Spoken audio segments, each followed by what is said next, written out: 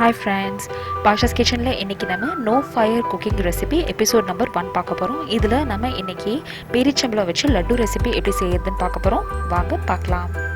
Dates laddu செய்யறதுக்கு இங்க நான் வந்து கிமியா டேட்ஸ் எடுத்துர்க்கேன். நம்ம நார்மலா சாப்பிடுற டேட்ஸோட கொஞ்சம் இந்த மாதிரி கொஞ்சம் நல்லா க்ரீமியா இருக்கும் பாருங்க. அந்த மாதிரி டேட்ஸ் எடுத்துக்கோங்க.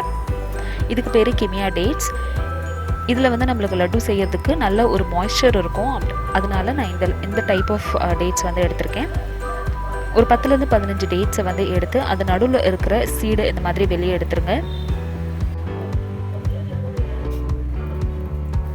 அடுத்ததான் இதை இப்போ ஒரு பிளண்டர் ஜாரில் சேர்த்துடலாம். இப்போ பிளண்டர் ஜாரில் கொஞ்சம் நட்ஸ் சேர்த்துக்கிறேன். நட்ஸில் வந்து நான் இங்கே பாதாம் பருப்பு, வெள்ளரி பருப்பு, அப்போ முந்திரி பருப்பு, அப்புறம் வந்து கொஞ்சம் திராட்சை சேர்த்துருக்கேன்.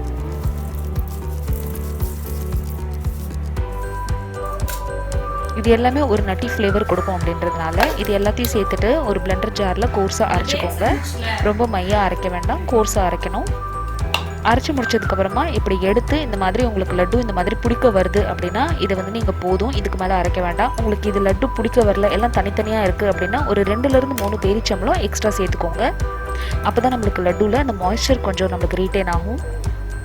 இப்போ உங்களுக்கு என்ன சைஸில் லட்டு வேணுமோ அதை எடுத்து இந்த மாதிரி பிடிச்சி வச்சுக்கோங்க. சின்ன சின்ன லட்டுவாக நீங்கள் பிடிச்சிங்க அப்படின்னா ஒரு வேளைக்கு ஒரு தடவை சாப்பிட்றதுக்கு கரெக்டாக இருக்கும். ரொம்ப பெரிய பெரிய லட்டு பிடிக்காமல் இந்த மாதிரி குட்டி குட்டியாக லட்டு எடுத்துக்கோங்க. லட்டு பிடிச்சிட்டு அதை வந்து 2 உள்ளங்கைக்கு நடுவில் வச்சு நல்லா சமப்படுத்திக்கோங்க. வெள்ளரி விதை அப்படி இல்லைன்னா பூசணி விதை ரெண்டுமே நீங்கள் யூஸ் பண்ணிக்கலாம்.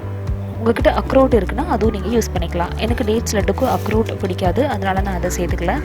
இப்போ நம்மளோட டேட்ஸ் லட்டு தயாராகிடுச்சு பாருங்கள். ஸோ நோ ஃபயர் குக்கிங் ரெசிபியில் இது ரொம்ப ஈஸியான ரெசிபி. கண்டிப்பாக ட்ரை பண்ணி பார்த்துட்டு எப்படி வந்துச்சுன்னு சொல்லுங்கள்.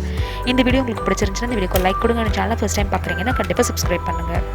நோ ஃபயர் குக்கிங் ரெசிபியில் என்ன ரெசிபி அடுத்து உங்களுக்கு வேணும் அப்படின்றத கீழே கமெண்ட் பாக்ஸில் கண்டிப்பாக சொல்லுங்கள்.